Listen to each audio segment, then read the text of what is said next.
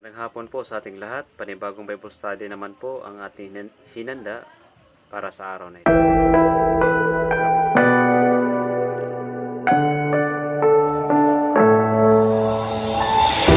I'm falling, tell me why I'm falling. Oh, life's calling, but it's hard because I'm falling.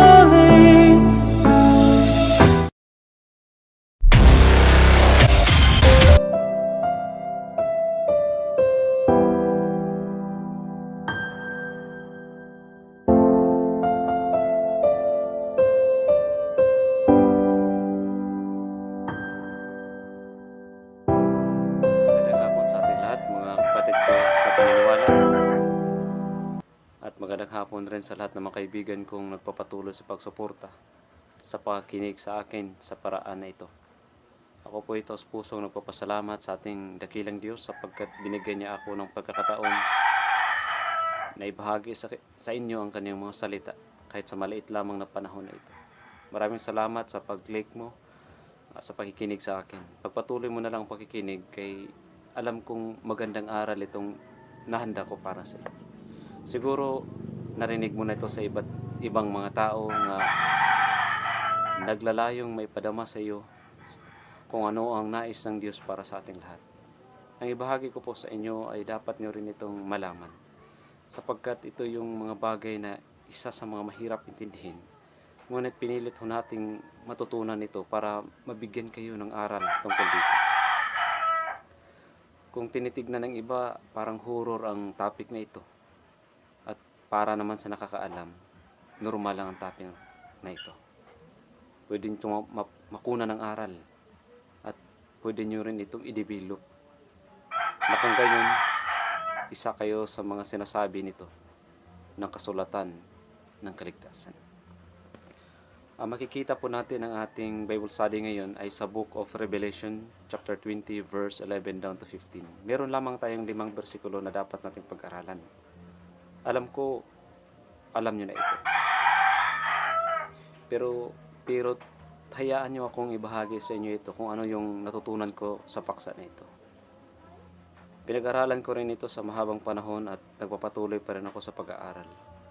Panibagong karunungan at panibagong eksplanasyon po ang ating natutunan. At ngayon po, ito na po ang panahon na ibahagi natin sa inyo. Ang Book of Revelation po ay hindi ito basta-basta na libro. O sabihin natin lahat, hindi naman talaga lahat basta-basta na libro. Sapagkat ang lahat ng libro sa Biblia ay sinulat ito ng mga tao sa paraan ng Espiritu Santo. Guided po sila.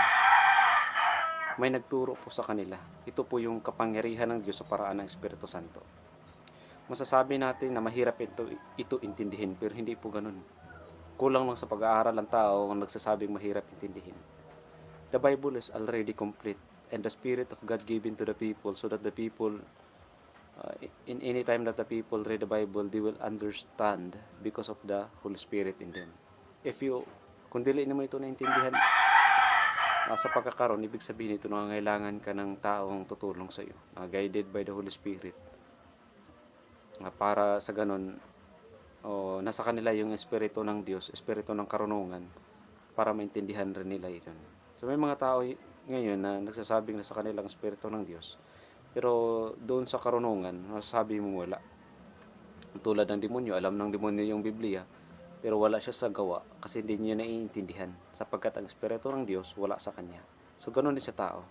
Ang tao wala sa puso niyang pag-aaral sapagkat hindi niya pinapasok ang espiritu ng Diyos sa pagmamahal, sa pag-aaral ng kanyang mga salita. Ang Book of Revelation po ay sinulat ni Juan pagkatapos ng isang vision, yung panaginip.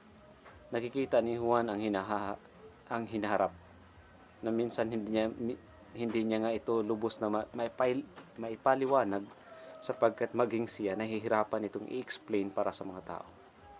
Tulad na lamang po ng gold, the street of gold. Alam naman ho natin na walang bagay dito sa lupa na madadala sa langit.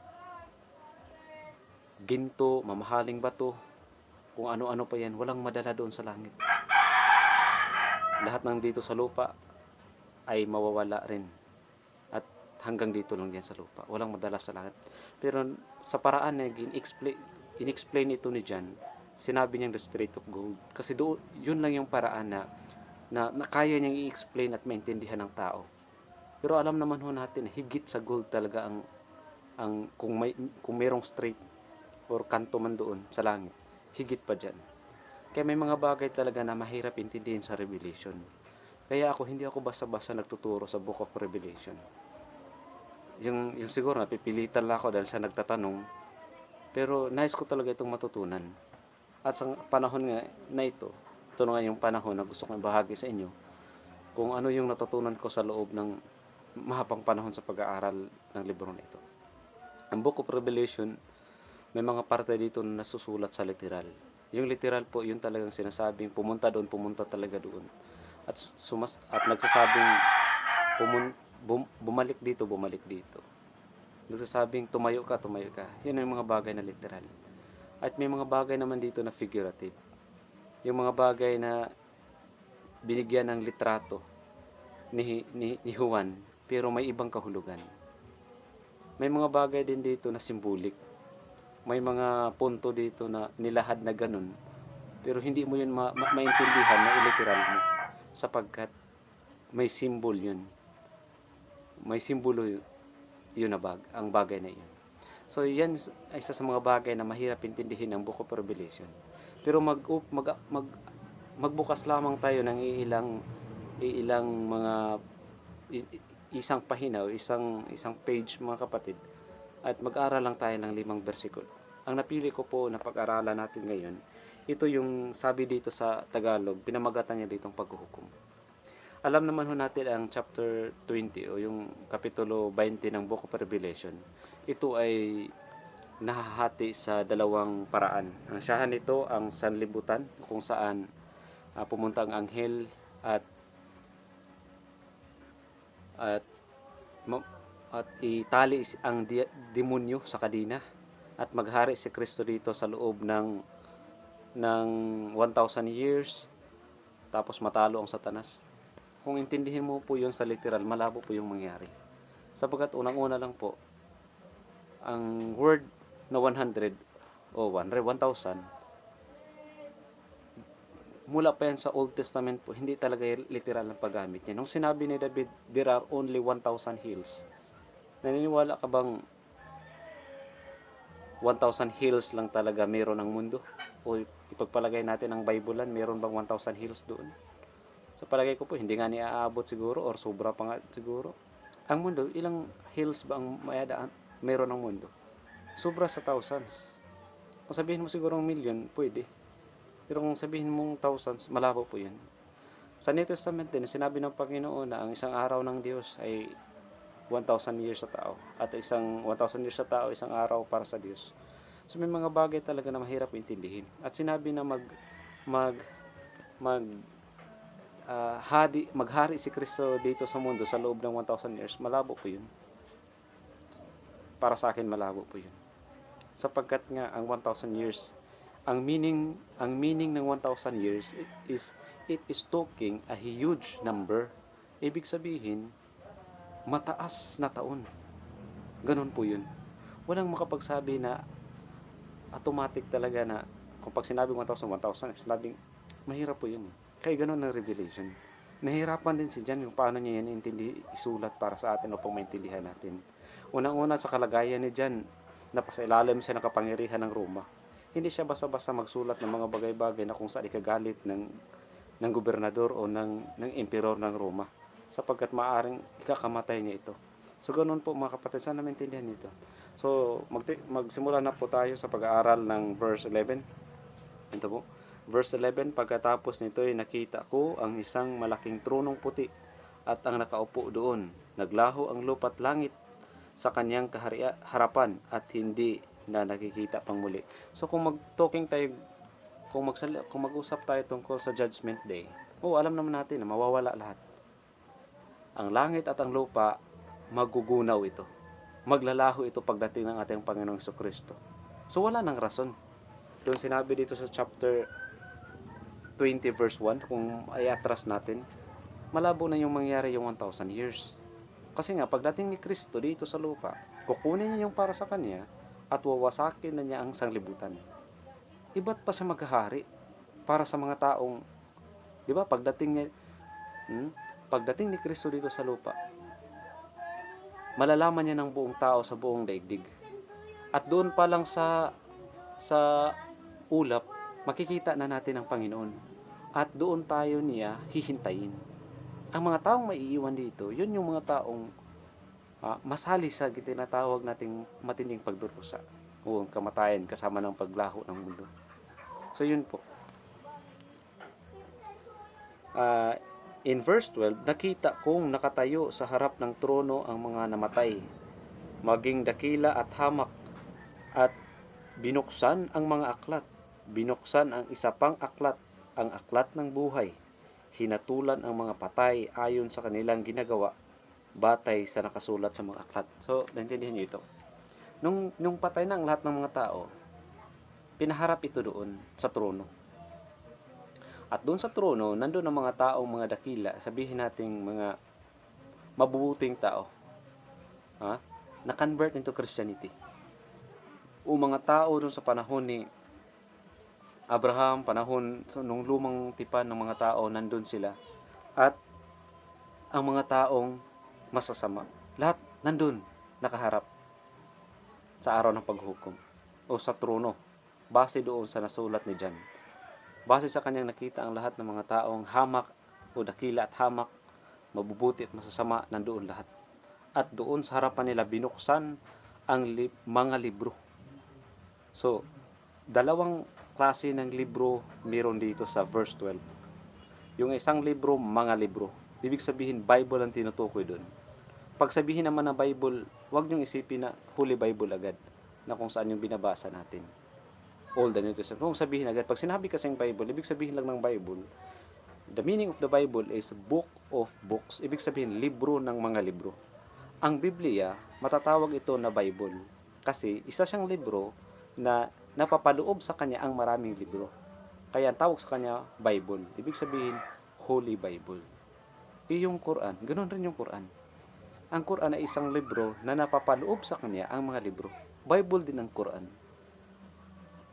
So, ganoon po yun. Ang sinabi dito sa Biblia ay binuksan ang mga libro, Biblia pong tinutukoy doon, or itong hawak natin. Itong Old and New Testament ang binuksan doon. Sapagkat alam naman ho natin, ang gagamitin sa pag-judge sa atin, kung nagkasala tayo at hindi, ay ang Biblia rin nagamit natin.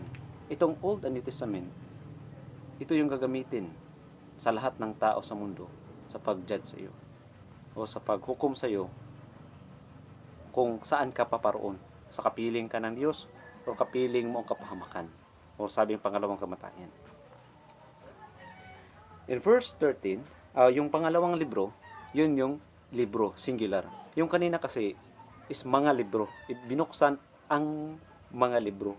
Ibig sabihin, libro yun na maraming libro na binuksan yung lahat ng mga libro na yun. Kung sabihin mo kasing mga libro, ibig sabihin plural. Marami, more than 2. So kung sasabihin mong more than 2, ano pang ibang Bible meron na alam ng tao? Of course, the Bible. The Bible is composed of 66 books. So yun po yung tinutukoy dito. At yung isang Bible naman, yun yung libro ng buhay na natanging si Kristo lamang ang makapagbigay. So alam naman ho natin na ang the gospel is the power of God to save human being, which is in Christ. If you are in Christ, you are part of the name which is written in the book of life. So ganun po yun. Kapag nasulat na yung pangalan mo doon sa libro, congrats. So ganun po yun. Paano yun mangyayari masulat ka doon?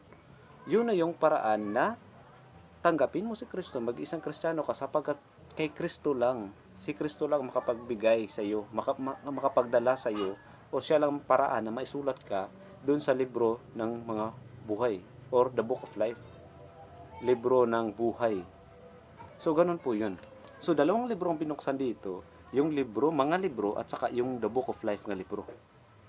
So sana maintindihan po natin yun. 13. Iniluwa ng dagat ang mga patay Okay? Iniluwa ng dagat ang mga patay na naroroon. Iniluwa din ng kamatayan at daigdig ang mga patay. Ang mga patay na nasa kanila, hinatulan ang lahat ayon sa kanilang mga ginagawa. Ito, paano mo ito intindihin? It is literal, figurative, or symbolic. 13. Iniluwa ng dagat ang mga patay na naroroon. Iniluwa din ng kamatayan at daigdig ang mga patay. Ang mga patay na nasa kanila, hinatulan ang lahat ayon sa kanilang mga ginagawa. So it is talking about the judgment day. So maraming paraan paano mo ito intindihin. Basta yung ipunto mo lang, ang bagay na ito nakatutok doon sa paghuhukom. Nandoon na sa langit. Kung mga patay na nandyan ka sa ilalim ng karagatan sa araw ng paghuhukom, kukunin ka dyan. Kung nandun ka naman sa ilalim ng lupa, kukunin ka doon. Ang mga libingan, mabubuksan. Kung nasan ka mang parte, kukunin kayo doon sapagkat dalhin kayo sa paghuhukom. So, ang tinutukoy lamang dito, lahat ng taong namatay at buhay, dinadala doon. Hama ka man o dakila ka, dinadala doon para hukman ka. Ang paghuhukom. Minsan, ang paghuhukom, sagot lang ha, ang paghuhukom kasi dito, masama na agad para sa atin.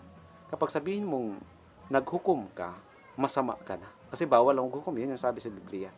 Oo, tama yun. Bawal maghukom kung hukman mo ang mga inosente. Pero kung hukman mo yung kapatid mo na gumagawa ng kasalanan, sabihin mo, Brad, masama ang manuntok. Brad, masama ang umiinom, lasinggiro. Yan ay paghuhukom base sa yung judgment mo na masama yun. Kaya tama naman yun. Pero yun yung tamang paghuhukom. Pero kung hukman mo yung tao na nasa labas, na may impyerno sila, ay yun yung mali. Sapagkat sabi sa Biblia, ang Diyos lang ang pwedeng maghukom sa kanila. Hindi na yun natin gawain na hukman sila. Ang kaya lang natin hukman, sarili natin, at yung mga kapatid natin sa paniniwala. Walang masama din. Basta lang, yung paraan ng naghukom ka, ay hindi makikita sa'yo. Diba? Sabi ka, lasinggiro ka, Brad. Di yan bagay sa isang Kristiyano. May impyerno ka. Tapos ako ngayon, lasinggiro din. So, yun yung sinasabi sa Biblia. Kinukuha ko yung puring ng kaibigan, ng kapatid ko, pero yung aking nakatruso sa mata ko, hindi ko muna kinuha. O hindi ko muna tinanggal. O ano ba yan? So, ganun lang yan eh. Bago ka mangaral sa iba, pangaralan mo yung sarili mo. So, yung sinabi, kasi hindi ako lasinggiro. Mula pagkabata, di talaga ako lasinggiro. Kahit hindi ako Kristiyano, di talaga ako lasinggiro. Nung sinabihan ko isang tao na, Brad, mali yan. Paghuhukom ko yun, na mali yan. Saan ba ako nagasala? Diba? Kung anong hukom na ginamit mo sa kanya, yan din ang hukom gagamitin mo sa akin. O yun, ano man yung mapapala ko doon? Wala man ako mapapalang masama. Ang kabutihan man yung style ng paghukom ko sa kanya. So, ganun yung paghukom. Pwede ka maghukom sa mabuting paraan. Hindi ka pwedeng maghukom na hinukman mo lang yung mga taong hindi naman nila alam yung katotohanan. So, balik tayo dito. So, yun yung paraan ng paghukom. So, itong paghukom na ito, dinala doon lahat sa hukuman na yun upang hukman sila lahat. Ang mga libro binuksan at yung libro ng buhay. Ang mga libro, yan yung gamitin paghukom sa kanila sa kanilang mga kasalanan kung anong yung nagawa na sa buhay. At yung isang libro, kung nandoon ba yung pangalan nila. Ganun. Naintindihan nyo? O baka meron pa kayong mas magandang idea sa bagay na yan. Okay, patuloy natin. 14. Pagkatapos ay itinapon din sa lawa ng apoy na ang kamatayan at ang daigdig ng mga patay. Ang lawa ng apoy, ang pangalawang kamatayan. So, ito na yun. Sino ba yung itatapon doon sa pangalawang kamatayan? Maging unfair naman siguro kung isasali doon ang mga tao na kung lahat ng tao itapon doon sa pangalawang kamatayan o sa linaw ng apoy. Unfair naman siguro kung pati pa yung ginampanan ang tungkulin ang responsibilidad bilang isang Kristiyano hanggang mamatay siya. Lahat sinunod niya. Lahat bilang isang tao na ginawa niya para lang masunod ang nais ng Panginoon, tapos ganun lang yung kalalabas. Unfair naman siguro doon sa mga lasinggiro, sa mga babaero, sa mga kung ano pa yan siya. sa paggawa ng kasalanan, unfair naman siguro sa mga nag-iingat. Di ba? So, ang itapon na talaga doon, yung mga taong, mga sakim, mga Kristiyano sa pangalan pero hindi sa katotohanan, yung mga taong ganun, yun ang dapat itapon doon. So, yun yung nais iparating nito.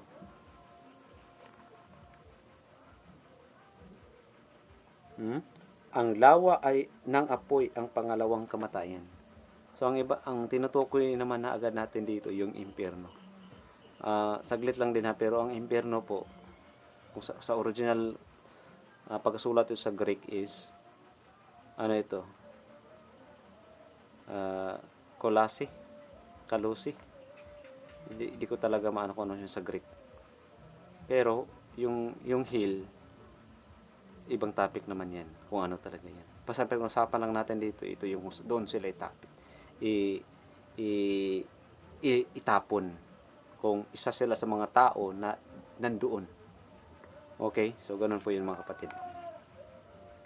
15. Ang sinumang hindi nakasulat ang pangalan sa aklat ng buhay ay itatapon sa lawa ng apoy. So, ito na yun. Kahit mabait ka na tao, kahit mabuti ka na tao, kahit dakila ka na tao para sa mga tao, ang tingin ng mga tao ganun sa'yo, pero hindi ka pala nakasulat doon sa libro ng buhay na kung saan tanging si Kristo lamang ang makapagsulat ng pangalan mo sa aklat ng buhay. Kung wala ka doon, pasensyahan na lang. Ganun talaga yun. Kaya may chance pa mga tao habang nabubuhay ka. May chance ka pa. Sapagkat kapag namatay ng tao, hindi pa doon nagwawakas. May tinatawag pa tayong kapighatian. Kaya nagdurusa ka sa mundo na ito dahil sa kapighatian. Dahil sa kasamaan mo nagdurusa ka mula hanggang mamatay ka. Ganon rin yung kinabukasan. Ganon din yung kahihinatnat mo balang araw. So ganon yun mga kapatid. Habang may chance pa, magbago kayo. Habang may panahon pa, pakita nyo. Sumunod kayo sa Panginoon. Magbalik loob kayo. Nakakatakot ang huling araw. Doon di ka na pwedeng magsisi. Huli na. Doon mo pa sabihin na, Panginoon, patawarin mo ko. No, huli na. Sabihin ka na, Panginoon, nasan ka man? Ba't di ka naghanda? Nung binigay ko pa sa iyong lahat. Anong ginawa mo? Siguro, hindi siguro magalit ng Panginoon, pero parang gano'n na rin yung sabihin sa iyo. Kaya mga kapatid, habang may chance pa, magbalik loob kayo sa Panginoon. Hanapin nyo ang totoong aral. Ang aral mismo sa Biblia. Huwag kayong maniniwala sa mga tao na hindi nakikita sa Biblia. At kung sinasabi sa inyo sa Biblia, dapat pakinggan nyo at basahin nyo rin, pag-aralan nyo. Kung sinabi sa Biblia na pag-aralan mo ang kanyang mga salita, pag-aralan mo.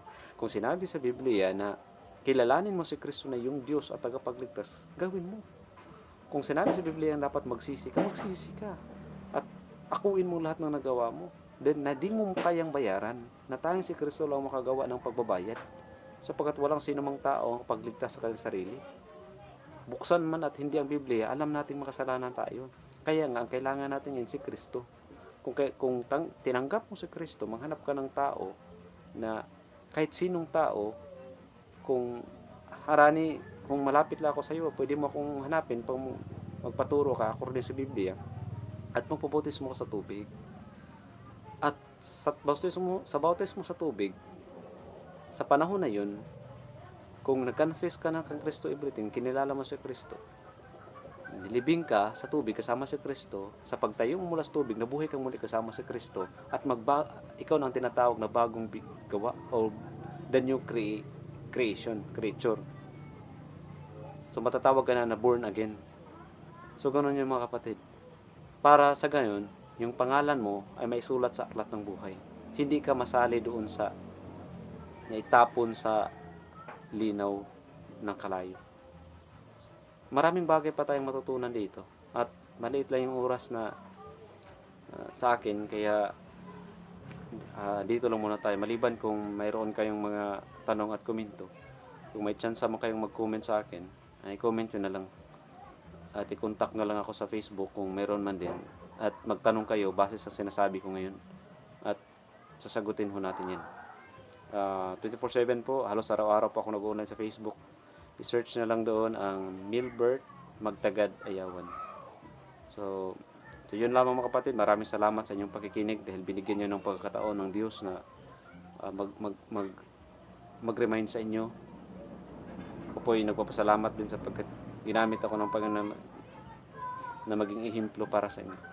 Maraming salamat at patnubayan sana tayo na may kapal. Magandang hapon.